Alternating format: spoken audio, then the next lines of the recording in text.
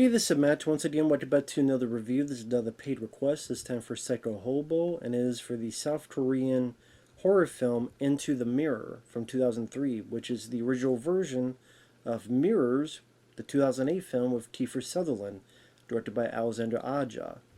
And for those interested in requesting any type of videos, reviews, video game playthroughs, topics, random, in whatever the case may be, commentary, reaction, what have you, PayPal's usually the best bet, or join my Patreon. Both links are down below in the info box.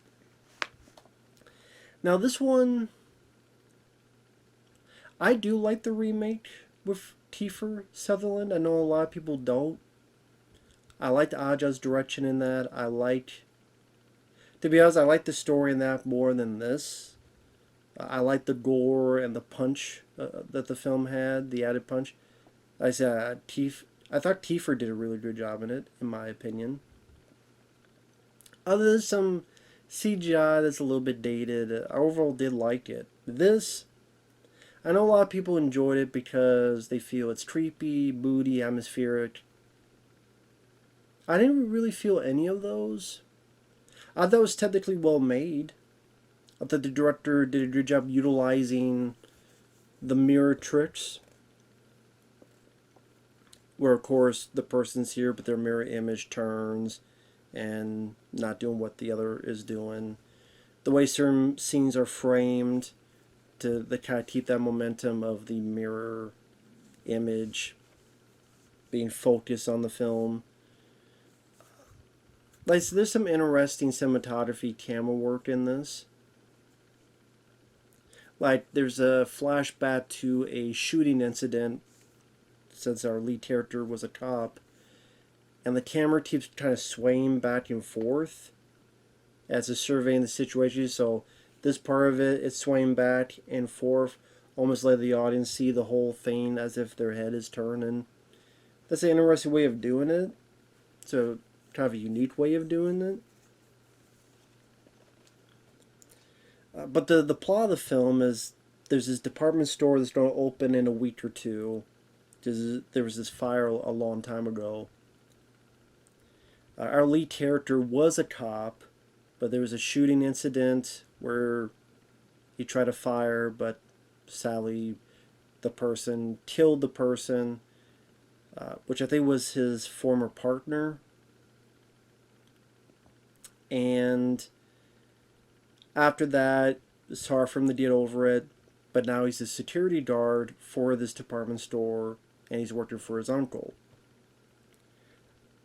While he's doing that, one night, a female worker is going to go home. She decides to use the bathroom, and it's harass Mr. Postman because she's at the mirror, she looks down, but the image is still looking at her, grabs the pizza cutter, which I guess is a unique weapon. It's not every day. Usually it's something else, but it's a pizza cutter. Slits the throat, so she dies in real life with her throat slit. Nicely handled on a technical note. Like, you have the person's throat, and you see this wound revealing itself, while the person in the mirror is doing it to herself. And as I said, the way the images of the mirror are used and utilized. And also with mirrors, you have to be careful to not have the camera crew in there. So I do credit her that. Even when she dies, you see the blood go along the tiles, and that's mirrored in the mirror image. So it makes for a distinct visual look. That from time to time, you see some of the nice technical choices they made throughout the flick. So I give credit to that. So that lady's found, and then after some stuff goes on, then another guy dies in an elevator. Then a nicely shot scene where the mirror, you see all of his reflections, double, double, double, but then one of them turns and gets the guy. And it's not an overly gory movie. It's not a too bloody of a movie, really. It's more of a slow build-up. because the cop who knew our lead character and of course doesn't trust him because of the shooting incident, he thinks it's a serial killer, but our lead guy thinks there's something else to it. But because of that incident, the cop on the job is not going to listen to our lead character. Also, our lead character is going through a bit of guilt because of what had happened before, and so he's not too much of an assertive guy, not too much of a go-getter type of guy.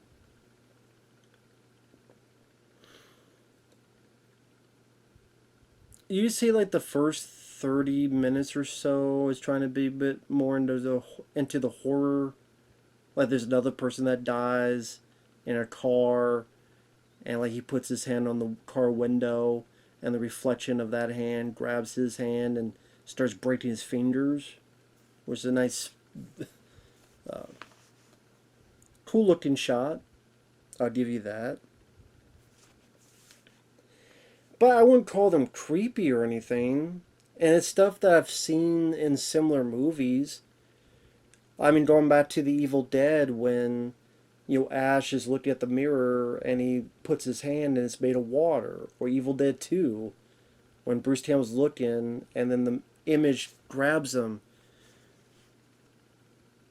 We just killed our girl with a chainsaw. Does that sound fine? And there's been a lot of other movies with mirror gags as well. Even Nightmare on Elm Street 2, when Freddy's looking at Jesse and Jesse throws the glove at the glass of the mirror, and so on and so forth. And you've seen that motif as well many times. The horror film where a person's looking at the mirror, but then the image stays there. So it's nothing new, but it's still well directed on that front, on a technical note. But then after that, it tries to go into this mystery, and to be perfectly honest, the mystery I thought was really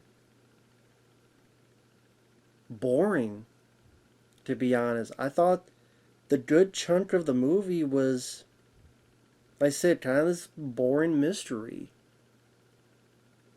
That you didn't really get any personal stakes with the lead character, which you did in the remake, because Kiefer's son and such were people who knew were in danger. So it felt like there was a bit more of a, I need to find out what's going on as soon as possible in order to save my family, or in order to save this and that.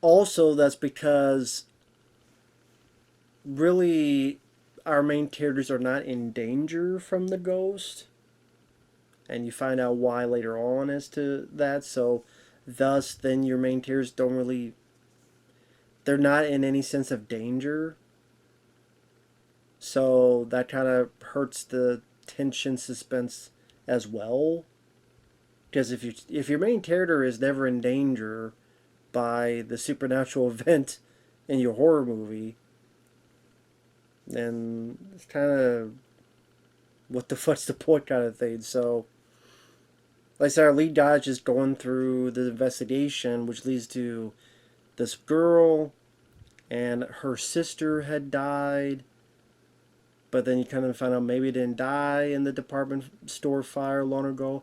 Maybe there's other reasons for it.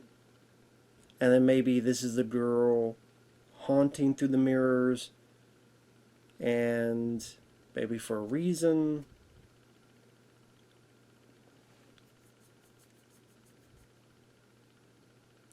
I'm just going to cut to the chase of the end. Spoilers.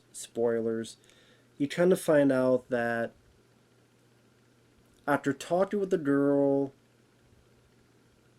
the police are doing some investigation here and there. I see, did a couple neat little visual tricks. Like, for example, the guy pulls out a body from long ago and is like, I swear I remember looking at a body and he had a bullet hole. And we see that his reflection has a bullet hole in the head, but the actual body does not. Or there's a bit where the good guy breathes on a mirror and he turns and looks back. Someone's written SOS on it.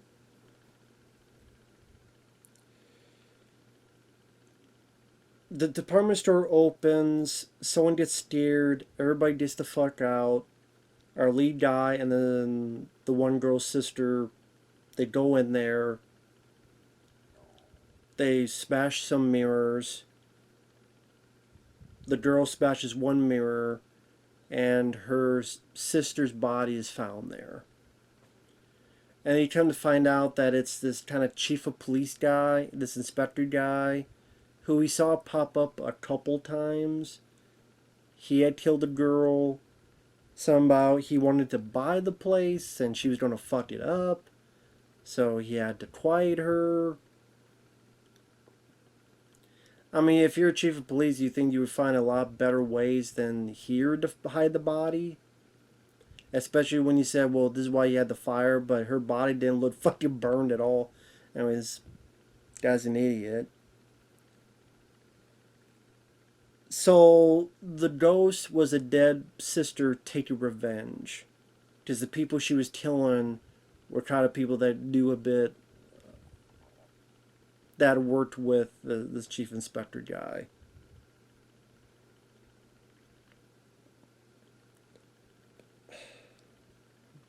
So, again, dead woman taking revenge.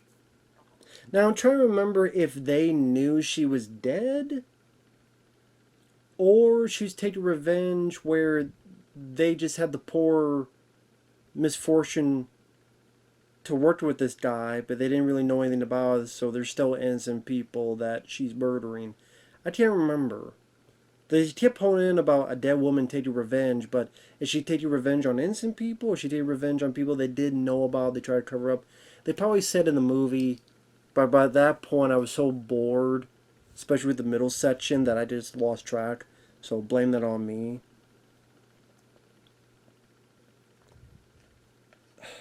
One thing leads to another.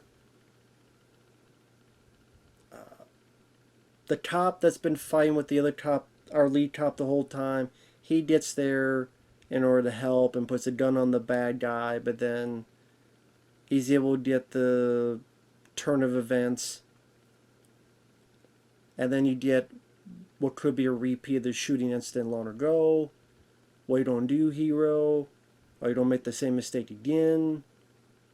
Our lead guy gets shot and goes through a mirror. Then you have this bit that happens where he's talking to his mirror image, which will lead to the end of the film. The girl takes a piece of glass, stabs the bad guy in the eye. I just felt like this got extended, taking a bit too long, where the guy's now bleeding from the eye, but he's still grabbing the girl and slams her. But then her mirror image grabs the guy and pulls him in, freaks him out, lets him go. And then the other cop handcuffs the guy and this thing slams down, and I guess you get the idea, cuts him in half. Like this way. So I guess you could say that was the bloodiest part of the movie.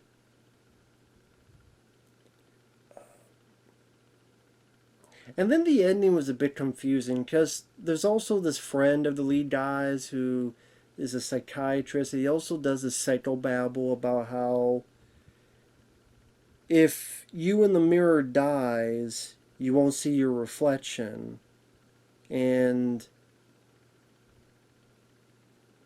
I guess we're supposed to believe, because he's in the hospital, he talks with the sister, he seems fine, talks with the receptionist, signs it, and they look and go, why did he sign backwards? He goes in, then he starts noticing everything else is backwards, so he's in the mirror world, I guess. So I guess he died, and then he went to the mirror world. But the last bits of dialogue is, if the you in the mirror dies, you won't see your reflection. And then there's like a shot of him and the mirror image, and it looks like the mirror image is ready to die. That's why I was confused, like, did the mirror image die? So then now he can't see his own reflection? But at the same time, it also looks like he's in the mirror world, so I guess he died in the real world, but he's in the mirror world. There's this whole psychobabble about how there's two worlds, and it's about Edo, and it's about blah blah blah. If people are interested in that, that's fine. I did not care about this. I thought it was a lot less confusing, a lot less muddled in the remake, where you had two worlds, yes, and spoiler for that movie, Tiefer killed the demon bitch, but he couldn't make it out in time. He saved his family, saved his kids, saved the day, but he looks and he realizes he's in the mirror world, and he touches it, and then we see our world where we just see his handprint, like a faded handprint. So in his world, he can't interact with anybody, but he did do this. That's the thing, he couldn't interact with anybody. Here, it's the mirror world, so I guess he'll be perfectly fine because he's in the mirror world. So, can he not leave the mirror world? Just, it seems like everything's fine here. He can still do anything he wants. It just, he got to get used to some shit being backwards. Or, not him writing, they think is backwards. Is he allowed to go into the other world just like all these others do? So I guess you don't have to be some violent spirit needing revenge to be in the mirror world. I guess you don't, because the other girl who was just knocked out, she was able, her image was able to do it.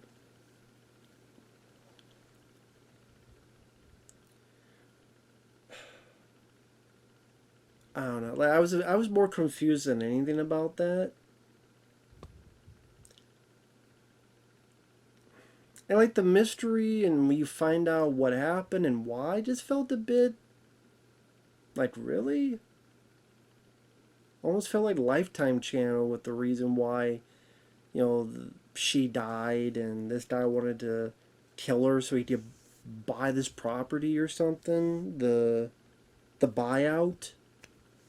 Really? I appreciate its visual touches,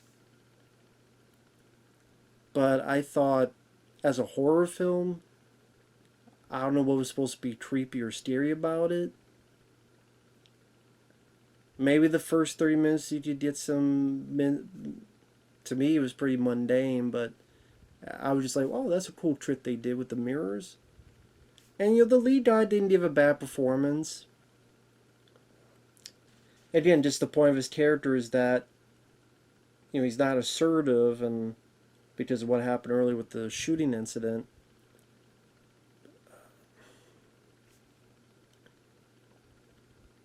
But just the investigation he's on just really wasn't that intriguing to me.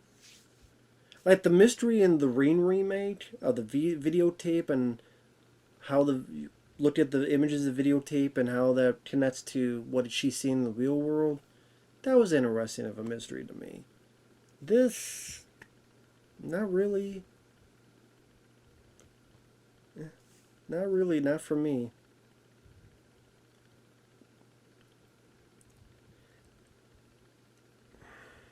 That's just me, though. So, I wasn't big on it. If you like it, teach their own. Good on you. Wasn't for me. Yes, I do prefer the remake over this. I do. Thanks for watching. We'll see you guys later. Bye-bye.